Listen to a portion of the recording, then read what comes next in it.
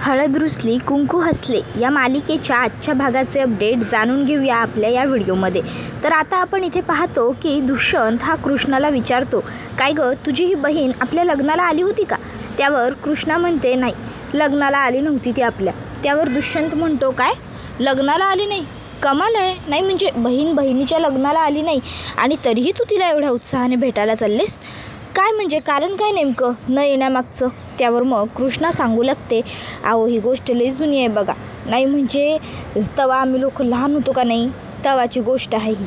आणि मग ती सांगू लागते, पूजी आणि म्या म्हणजे आम्ही जत्रेत भेटलो होतो तेव्हा पूजी दरीवरनं खाली जत्रेत कोसळत होती, म्हणजे ती जत्रेला आली होती पण खेळत खेळत ती गेली तिकडं, ती कोसळत होती तेव्हा म्या जाऊन तिचा हात धरला आणि तिला वरती खेचून काढली आणि मग म्या वरती खेचून काढली तिला, म्हणून भैरोबानं मला मी कुणाची पोर असं विचारलं, पण लोकांनी सांगितलं की मला आईबा नाही म्हणून, मला कोण नाही, मी मंदिरातच राहतो म्हणून मग त्यानं मला त्याची पोर म्हणून घरला आणलं। पण नंतर त्याच्यावर इतकं कर्ज झालं काल गावातल्या लोकांनी त्याला लई त्रास दिला, मग शेवटी त्यानं आत्महत्या केली आणि त्याचा समद्याचा दोष पूजीनं आईनं मला दिला। आई म्हणायची की म्या म्हणजे अवधसा, म्या म्हणजे पनवती आणि पूजीच्या डोक्यात हीच गोष्ट बसली। मग कालांतरानं शिक्षणासाठी ती पुण्याला गेली, तिच्या डोक्यात माझ्याबद्दल आणि गावकऱ्यांबद्दल राग बसला आणि मग ती तिकडंच राहिली। आता माझं लगीन झालं ब्यात गेली असं वाटलं म्हणून आली असेल परत। त्याबरोबर इकडे पूजा ही सगळ्या बॅगमधला पसारा काढते आणि शोधाशोध करत असते। इतक्या त्या ठिकाणी आता भक्ती येते। भक्ती पूजाला म्हणते, अगं ए पूजे काय चाललंय काय तुझं? आणि योग कशापायी एवढा पसारा केलायस गं?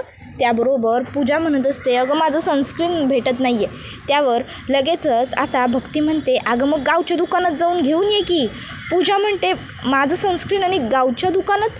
ताई अगं ती क्रीम नक्की क्रीम आहे हे तरी लोकांना माहीत असणार आहे का? आणि मी ज्या ब्रँडचं वापरते ते ब्रँड इथे मिळणार आहे का? त्याबरोबर ती म्हणते, बरोबर जाऊ दे, तुझं ते क्रीम आहे का नाही ते तुम्हाला लिहून दे, मी बाजारात जाईन तेव्हा घेऊन येईन तुझ्यासाठी, मग तर झालं। त्यावर पूजा म्हणते, बरं ठीक आहे। त्याबरोबर आता ती म्हणत असते, अगं पण मी आणून ठेवलेलं मला सापडत नाही आहे। त्यावर लगेच आता भक्ती म्हणते, बरं जाऊ दे, ते समजा जाऊ दे। पूजे अगं काय केलं आहे तू हे केसाचं? केस बघ तुझे कशी दिसतात, ये मी जरा आहे की नाही मस्त असे तुझे केस इंचू येतो, चल चल। पूजा म्हणते, अगं चांगले तर आहेत। भक्ती म्हणते, अगं हो पण चल म्या इचरून देतो तुला, ये धर हे घे बस याच्यावर, हां चल बस। आणि मग ती तिचे केस विंचरायला घेते। आता म्हणत असते, पूजे मला सांग, ते आता तू एवढी शिकलेली फडफड इंग्रजी बोलणारी, मग तू एवढी चांगली कामाला, एवढी चांगली रूपवान गुणवान, मग तुझ्या आयुष्यात कोणी आहे का नाही का? ते काय शिंगल म्हणतात का काय, ते तसलंच आहे तुझं अजून बी? त्यावर पूजा म्हणते, छे ग ताई, आयुष्यात कोणीतरी आहे वगैरे नाही असं अजून तरी काही नाही आहे। त्यावर भक्ती म्हणते, पूजे तुला आठवतं का गं लहान असताना पूर्वी प्रत्येक गोष्ट तू माझ्याबरोबर बोलायचीस, मला सांगायचीस, माझ्यापाशी येऊन तरी मन मोकळं करायचीस, पण आता तू माझ्याजवळ येऊन मन मोकळं करत नाही, असं का बरं? नाही तुझ्या आयुष्यात कोणी नाही असं म्हणतेस नव्ह तू, मग त्या दिवशी तुला फोन आला होता तो कुणाचा होता गं?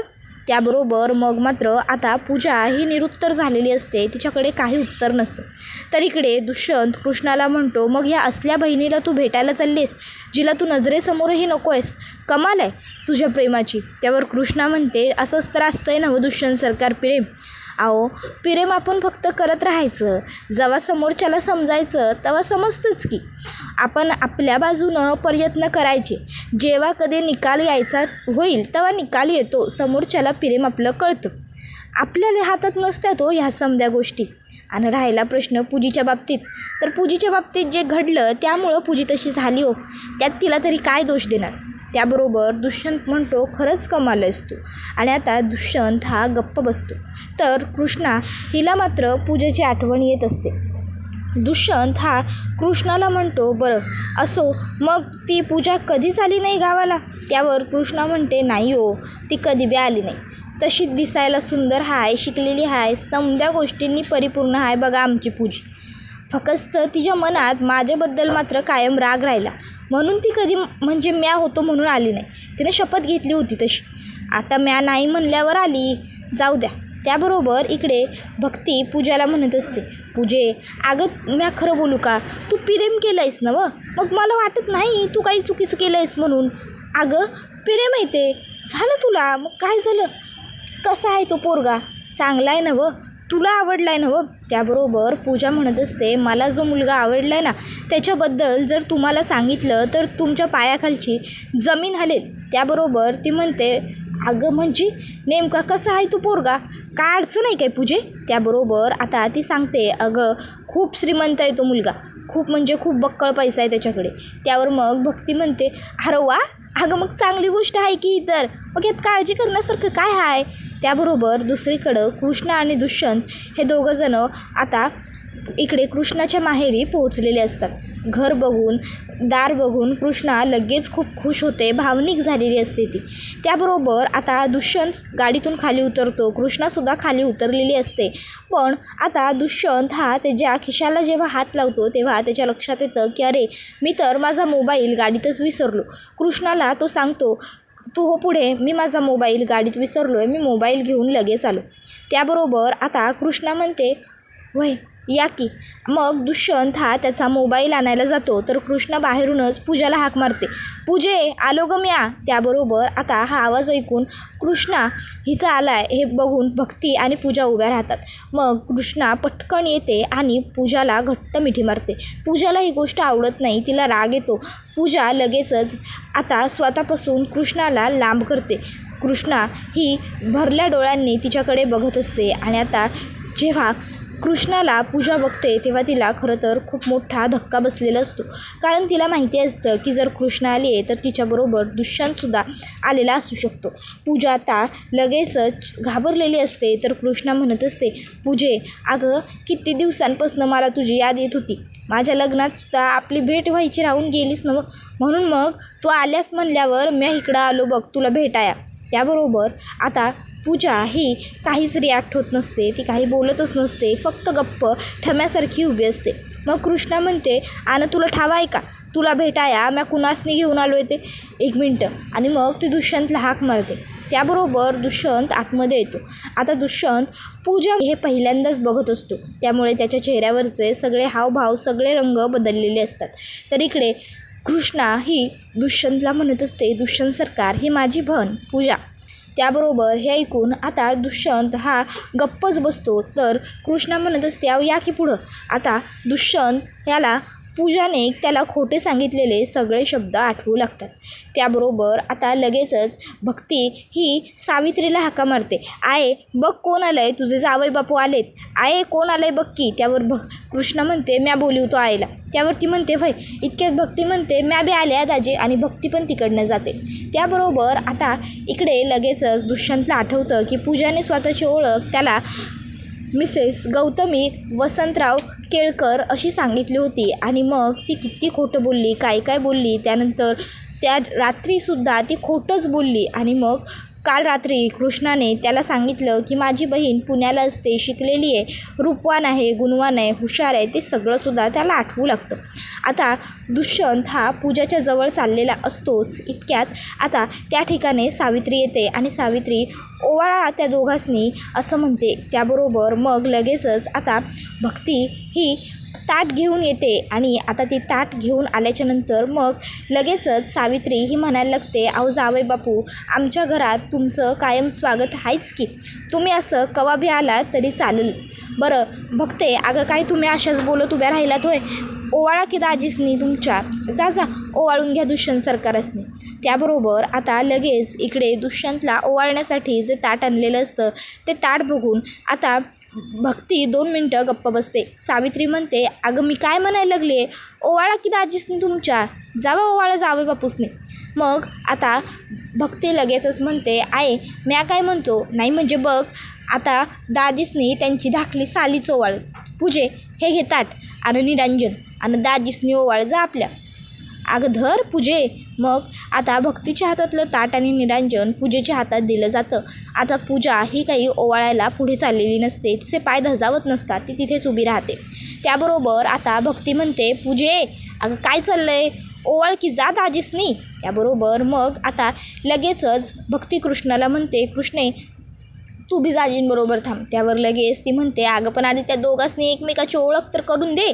मग कृष्णा लगेच म्हणते पूजे हे माझे आहो दुष्यंत रांगडे पाटील आणि आहो ही माझी बहीण म्हणजे पूजा भैरवनाथ कोल्हापूरकर.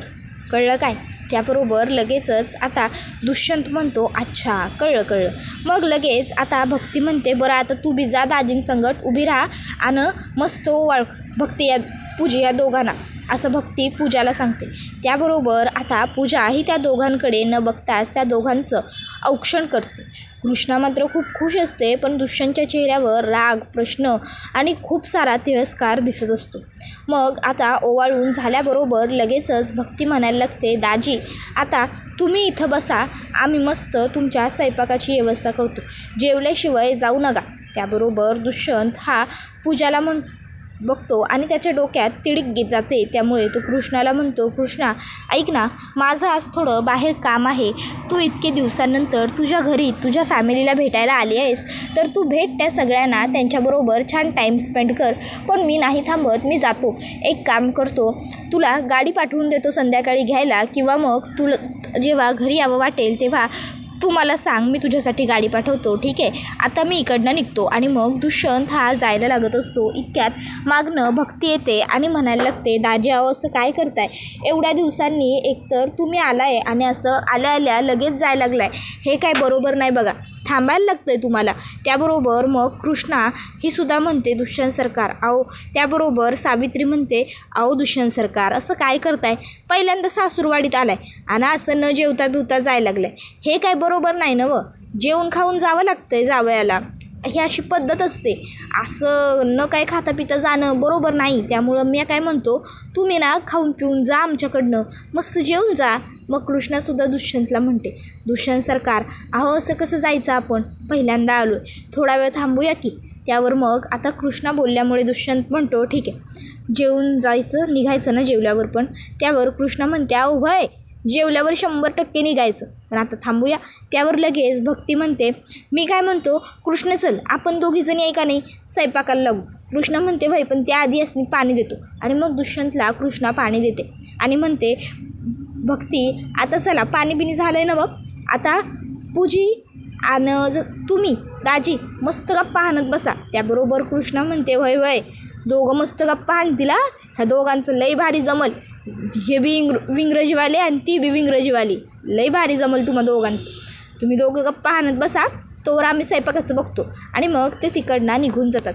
आता पूजा मात्र तिथे दुष्यंतकडे बघत गप्पपणे उभी असते, ती काही बोलत नसते. मग सावित्री म्हणते नाही कशाला हव्यात गप्पा आणि बिप्पा, मी काय म्हणते पूजा आपण एक काम करू, आज कढीसुद्धा बनवू, जावई आलेत आपले तर तू आहे की नाही जाऊन एक काम कर दही घेऊन ये ना बाळा, दही लागतं कढी करायला तर तू दही घेऊन ये, हां जा दही आण जा. आणि मग ती तिला तिकडनं हकलवते. त्याबरोबर इकडं कृष्णा म्हणते भक्ते एक कांदे दे मी पटापट चिरतो. त्यावर भक्ती म्हणते अरे वा जमायला लागलं की तुला बी. त्यावर मग कृष्णा म्हणते होय. त्यावर पुढं कृष्णा म्हणत असते पूजीला भेटलो ना आता मला बरं वाटतंय बघ, म्हणजे तिची आणि दुष्यंत सरकारांची गाठभेट झालीच नव्हती ना आणि पूजी माझ्या लग्नाला बी आली नव्हती, या गोष्टीचं बी एक सल मनामध्ये राहून गेलाच होता की. पण आता ते दोघं जण भेटले ना एकमेकांना, आता कसं मला बी जरा बरं वाटायला लागलं, छान वाटते. बरं चल पटापटा स्वयंपाक आटपू, नाही म्हणजे दुष्यंत सरकार उगा वाट बघत राहायला नको ना. त्याबरोबर भक्ती म्हणते होय ग बाई होय चल आटपू. त्याबरोबर आता लगेचच भक्ती ही मोठमोठ्यानं सावित्रीला हाका मारते आणि मग म्हणायला लागते आई इकडे येतेस का आहे. तर इकडं कृष्णा कांदा चिरत असते. त्याबरोबर भय आलो असं म्हणत सावित्री आतमध्ये येते आणि आता ती कृष्णाला किचन ओट्यावर बसून काम करताना पाहते आणि मग तिला खूप राग येतो. मनातल्या मनात म्हणू लागते अवदशे कैदाशीने अगं माझ्या लेकीच्या वाट्याचं सगळं सुख मेले हिरावून घेतलंस आणि आता इथं माझ्या वाट्यावर बसून मस्त स्वयंपाक बनवायलाच वय लाज वाटली नाही वय तुला हे असलं समज वागताना. कशा पायी आलीस ग आमच्या आयुष्यात, आलीस तर आलीस सगळं सुख आमचं हिरावून घेतलंस आणि आता माझ्या लेकीच्या नशिबातलं माझ्या लेकीच्या वाट्याचं सुख बी तुला हिरावून घ्यायचं आहे होय. आता दुष्यंत सरकाराने पूजी समोरासमोर आलेत म्हणजे काय होणार आणि काय नाही.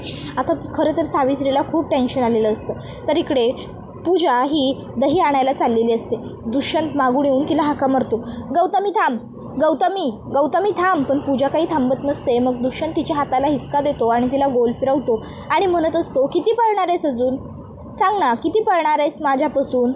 नाही, जशी खोटं नाव सांगितलंस, खोटी ओळख सांगितलीस, तसंच आता तोंड लपवतसुद्धा पळणार आहेस का. बोल, नाव लपवलंस, ओळख लपवलीस, आता तोंडही लपव. काय गरज होती तुला एवढं खोटं बोलण्याची.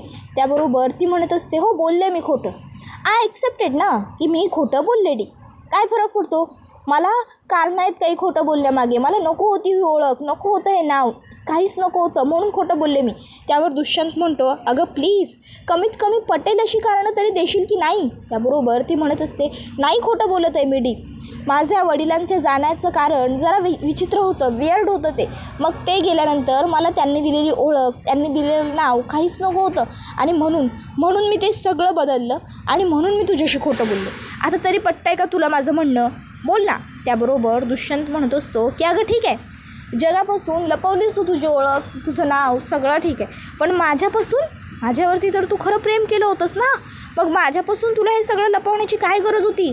तुला कळतं आहे का तुझ्या या सगळ्या वागण्यामुळे माझ्या आणि कृष्णाच्या नात्यावरती काय परिणाम होऊ शकतो ते. अगं त्या बिचारीची या सगळ्यात काय चूक आहे, तरीही तिला भोगायला लागू शकतं. तुला कल्पना आहे का या गोष्टींची. नाही, तुला काही फरकच पडत नाही ना मुळात या सर्व गोष्टींनी.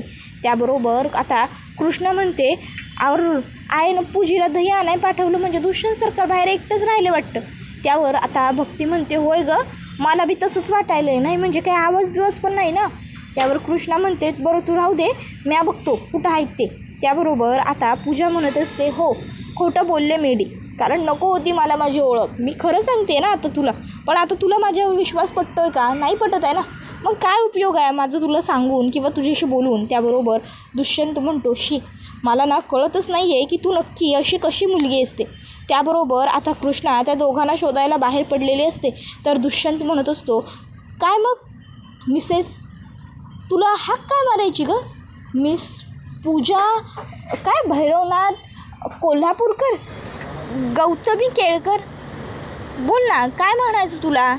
का खोटं बोललीस इतकं माझ्याशी तू, काय गरज होती तुला इतकं खोटं बोलायची. त्याबरोबर आता पूजा ही दुष्यंतला मिठी मारते आणि म्हणत असते, डी, माझं तुझ्यावर प्रेम होतं, आय लव्ह यू, म्हणून मला तुझ्याशी खोटं बोलावं लागलं, माझ्या प्रेमाखातर मी खोटं बोलले. आता दुष्यंत खरं तर पूजाला स्वतःपासून लांब करत असतो, पण त्याचवेळी कृष्णा त्या दोघांना शोधण्यासाठी घराबाहेर पडलेली असते. आणि मग कृष्णा त्या दोघांना असं एकत्र पाहते आणि विचारते की दुष्यंत सरकार, तुम्ही इथं काय करायला. त्यावेळी पूजा आता कृष्णाला स्पष्टपणे सांगते की माझं डीवरती प्रेम होतं, मी आणि डी एकमेकाबरोबर लग्न करणार होतो, माझंसुद्धा त्याच्यावर प्रेम होतं आणि त्याचंसुद्धा माझ्यावर. आता हे ऐकून कृष्णाला खूप मोठा धक्का बसतो आणि कृष्णा दुष्यंतच्या एक सणसणवून मुस्काटात लगावून देते. आणि हा व्हिडिओ इथेच संपतो. व्हिडिओ आवडला असेल तर व्हिडिओला लाईक करा, चॅनलवर नवीन असाल तर चॅनलला सबस्क्राईब करा आणि बेल आयकॉन आठवणीने प्रेस करा, जेणेकरून तुम्हाला पुढच्या प्रत्येक व्हिडिओचं नोटिफिकेशन मिळत जाईल आणि सर्व व्हिडिओंचा आनंद हा अगदी उत्तम पद्धतीने घेता येईल. चला तर मग मित्रांनो, आजच्या पुरतं इथेच थांबूया. पुढचा व्हिडिओ येईपर्यंत या व्हिडिओचा छान पद्धतीने आनंद घेत राहा. टाटा, बाय बाय, धन्यवाद, take care all of you.